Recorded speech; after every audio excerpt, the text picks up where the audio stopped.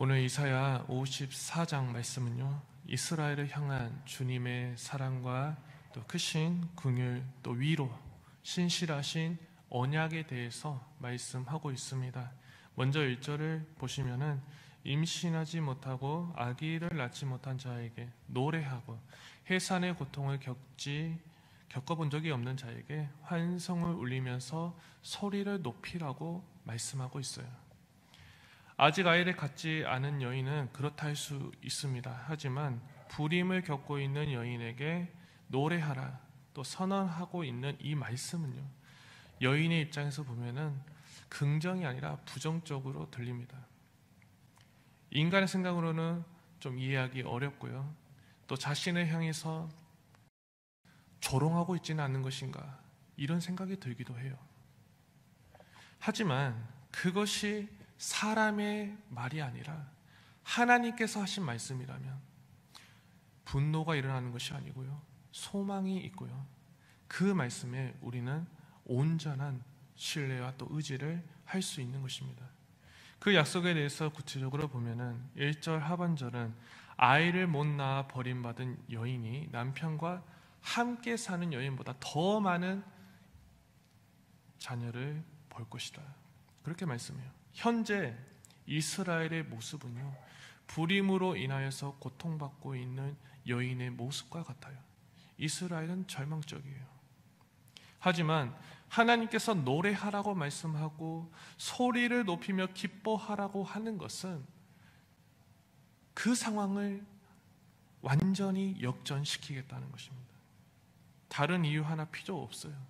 전능하신 분께서 그렇게 말씀하셨기 때문에 그렇게 될 거예요. 이스라엘은 비참한 처지지만 그럼에도 절망하지 않고 전능하신 분께서 말씀하셨기 때문에 기뻐할 수 있고요, 그런 상황에서도 즐거워할 수 있는 그런 충분한 이유가 되는 것입니다. 오늘날 우리는 상황에 따라 흔들리고 또 치우치는 연약한 또 믿음을 가지고 있을 때가 있어요. 하나님의 말씀에 무한한 능력이 있고 하나님은 전능하시고 모든 것을 다 하실 수 있다는 이 믿음이 상황과 때에 따라서 요동할 때가 있어요. 하지만 하나님은 불가능하지 않으시고요, 못 하시는 것이 없으시고요, 능치 못함이 없으시는 것을 우리가 믿고 또 경험하여서 불가능해 보이는 그런 상황 가운데서도 우리 하나님을 신뢰하기를 바라고, 또 그분의 말씀의 능력을 붙드는 것을 결코 포기하지 않는 우리 모두가 되시기를 간절히 소원합니다. 계속해서 주님은요, 수치와 부끄러움에서 해방시켜 주시고요, 또 훼손된 관계를 회복시켜 주시는 거예요. 4절을 보니까 두려워하지 말라, 내가 이제는 수치와 부끄러움을 당하지 않을 거야, 과거의 추억을 잊을 것이고 기억하지 않을 거라고 말씀하세요. 여기에서 잊음과 기억이 없다는 것은요, 단순히 내가 잊겠고 또 기억하지 않겠다는 것이 아니고 너의 죄를 내가 사하겠다는 거예요. 즉 하나님과 화해할 수 있는 길을 열어주시겠다는 거예요. 하나님과의 관계가 회복되게 될 것이라는 것을 말씀하고 있는 것입니다. 과거 이스라엘은 하나님께 범죄했어요. 하나님과의 관계가 멀어져 버렸어요.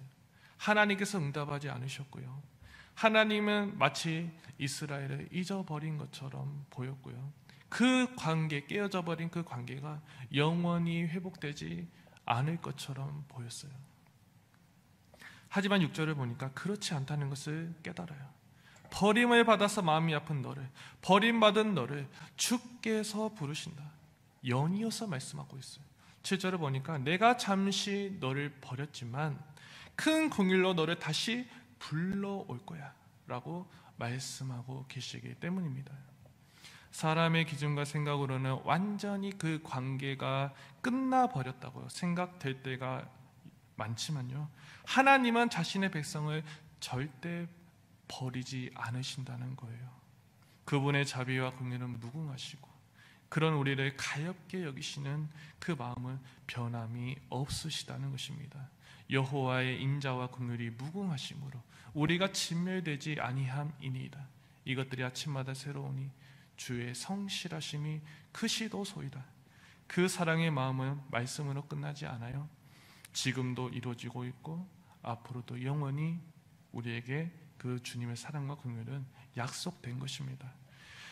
우리가 아직 죄인 되었을 때 그리스도께서 우리를 위하여 죽으심으로 하나님께서 우리에 대한 자기의 사랑을 확증하셨느니라. 우리를 영원한 수치와 부끄러움에서 해방시켜 주시기 위해, 영원히 훼손된 관계를 다시 회복시켜 주시기 위해 독생자 예수님을 우리에게 보내주셨잖아요. 고난과 멸시를 받게 하셨고 십자가를 지게 하셨고 죽음을 당하게 하셨고 영원한 화목제가 되게 하신 그 하나님의 마음, 그 행하심이 우리를 회복시키고 있고요, 또 우리를 살렸다는 것을 기억하게 되는 것입니다.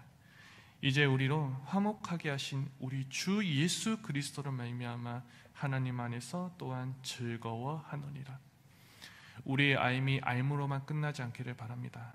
말씀이 듣는 말씀으로만 끝나지 않기를 바랍니다. 비록 상황이 악화되고 또 조금도 나아질 기미가 보이지 아니하고 믿음이 그래서 흔들리는 상황일지라도 그럼에도 변하지 않는 것은 하나님이 우리를 바라보시는 그 모습이에요. 하나님의 그 마음이에요. 그것을 잊지 않으시고 언제나 기억하시기를 우리 모두가 되기를 소망합니다. 죄로 인해 관계가 영원히 끝나야 하는 상황에서도 결코 우리를 잊지 않으시고 포기하지 않으시고 오히려 긍휼을 베푸셔서 자신의 아들을 보내주신 그 크신 긍휼을 베푸신 것이 바로 우리 하나님의 크신 긍휼과 사랑이라는 사실을 잊지 않고 언제나 우리가 주님의 긍휼을 의지하고요, 주님과의 친밀한 관계를 향해 나아가고요, 나로 인함이 아니라 주님으로 인해서 기뻐하고 즐거워하며 노래 부르는 삶을 되기를 간절히 소망합니다. 계속해서 11절 이하를 보시면은 앞으로 세워질 예루살렘의 모습, 새로워질 예루살렘의 모습에 대해서 말씀해요. 이와 관련해서 13절을 보니까 내 모든 자녀는 여호와의 교훈을 받을 것이라고 말씀해요. 여기서 교훈을 받는다는 것은요, 무엇을 배우는 그런 지적인 지식적인 그런 측면만을 이야기하는 것이 아니고 하나님의 말씀을 준수하는 그 행동까지 포함하고 있는 거예요. 즉 구원받은 이스라엘 백성들, 또 오늘날을 살아가고 있는 우리 모두 또한요, 하나님의 말씀의 가르침을 배우는 것뿐만이 아니라 하나님의 말씀대로 살아가는 순종이 뒤따라야 한다는 것을 알 수 있어요. 또한 14절을 보니까 내가 공의의 터 위에 굳게 서게 될 거야 라고 말씀하시는데, 여기서 공의는 구원을 의미해요. 구원은 하나님을 믿는다는 그 믿음의 외침에서 끝나는 것이 아니고, 끝나서는 안 되고 그 믿음을 뒷받침하는 순종이 뒤따라야 한다는 거예요. 13절에 나오는 하나님의 말씀에 순종한다는 것은요, 도덕적으로도 윤리적으로도 하나님께서 원하시는 깨끗한 삶을 살아가야 한다는 것을 말해요. 주님은 우리에게 그러한 모습 또한 요구하시는 거예요. 원하시는 거예요. 자신의 말씀에 순종하는 자들에게 13절 하반절과 14절 상반절에서 말씀하고 있듯이 번영과 평안을 주시겠다. 여기서 평안은 뭡니까? 영적인 복, 물질적인 그런 번영까지 포함하고 있어요.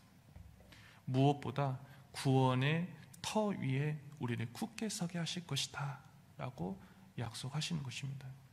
적용하면 오늘날 우리는 성경을 배우는 그런 활동, 지식적인 측면을 쌓고 있는 그 활동으로만 생각하고 또 만족하고 있지는 않습니까? 하나님의 말씀을 가르치고 또 배우는 것도 그에 대한 전적인 목적은 하나님의 원하시는 그 모습대로 살아가는 순종이 뒷받침되어야 하는 것인데요, 그저 지식을 아는 것에 만족하고 그것이 쌓이면 쌓일수록 나의 신앙은 좋아지고 있고 하나님과의 나의 관계는 친밀해지고 있다고 잘못 생각하고 있지는 않습니까? 주님은 우리에게 이렇게 말씀하세요. 나는 인애를 원하고 제사를 원하지 아니하며 번제보다 하나님을 아는 것을 원하노라.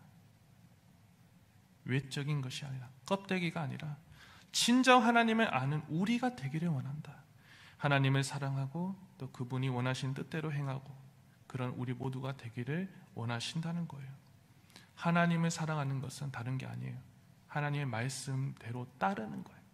순종하는 것입니다.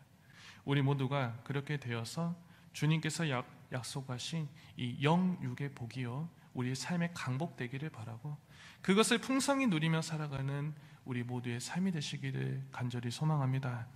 마지막으로 15절 이하를 보시면 하나님께서는요 자신의 백성이 다른 민족에 의해서 공격당하지 않게 하시겠다, 오히려 지키시고 보호해 주시겠다고 말씀하세요.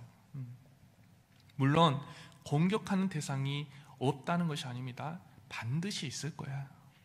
그런데 그것은 하나님으로부터 말미암은 것이 아니라, 그런 일이 있을 때 분명히 있을 터인데 주님께서 내가 너를 지켜주겠다, 내가 너를 보호해 주겠다고 말씀하시는 거예요.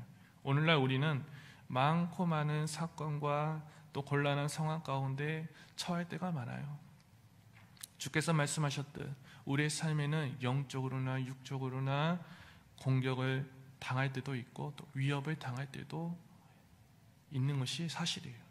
하지만 그때 우리는 주님의 약속을 기억하기를 원해요. 너를 공격하는 대상 반드시 있겠지만 내가 그것을 내버려 두지 아니하고 나의 자녀는 내가 분명히 너를 지킬 것이고 너를 보호할 거야. 그 약속의 말씀을 말입니다. 하나님은 자기 백성을 홀로 내버려 두시는 분이 아니에요.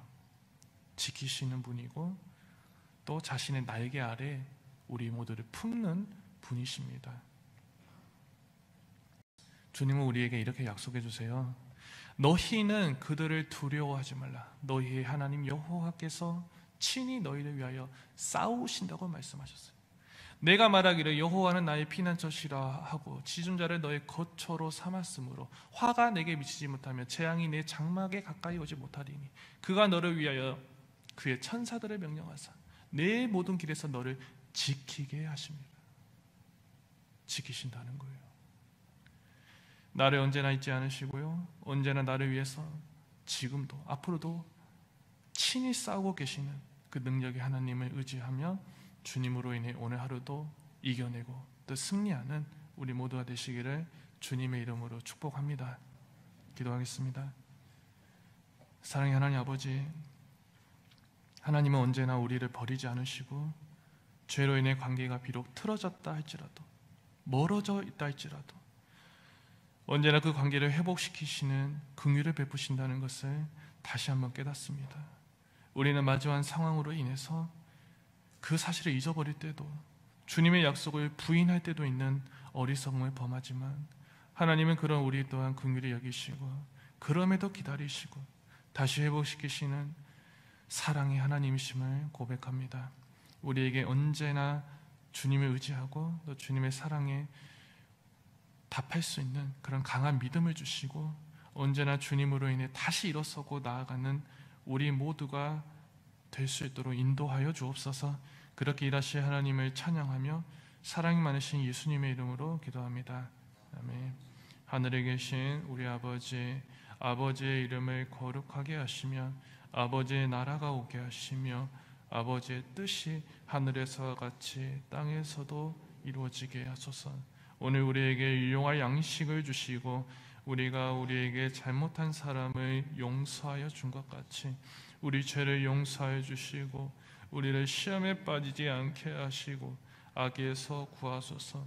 나라와 권능과 영광이 영원히 아버지의 것입니다. 아멘. 이 시간 우리 함께 기도하겠습니다. 하나님의 크신 사랑과 긍휼은 언제나 변하지 않다는 것을 의심하지 않도록 강한 믿음을 주시고 또 우리가 믿음으로 주님께 화답하며 고백하는 우리 모두가 되게 해달라고 기도하여 주십시오. 우리 성도님들의 삶이 늘 평안하고 또 아픈 하루들 가운데 하나님의 고치심과 또 위로하심이 있게 해달라고 기도해 주시고 남아있는 이 아동부, 중고등부 또 사역과 청년부 비전들이 가운데 또 주님의 예비하심과 크신 은혜가 있게 해달라고 기도해 주십시오. 새로운 대통령, 새 정부가 들어섰습니다. 우리가 지금도 앞으로도 계속해서 그들을 위해서 또 기도하고 또 다스리는 그런 모든 위정자들을 위해서 기도하여서 그들이 하나님의 뜻대로 우리 나라를 다스리고 우리 나라가 정말 하나님의 나라의 확장이 일어나는 그런 나라가 되게 해달라고 우리 기도해야 되겠습니다. 이 모든 기도 제목을 가지고 우리 함께 기도하겠습니다. 주여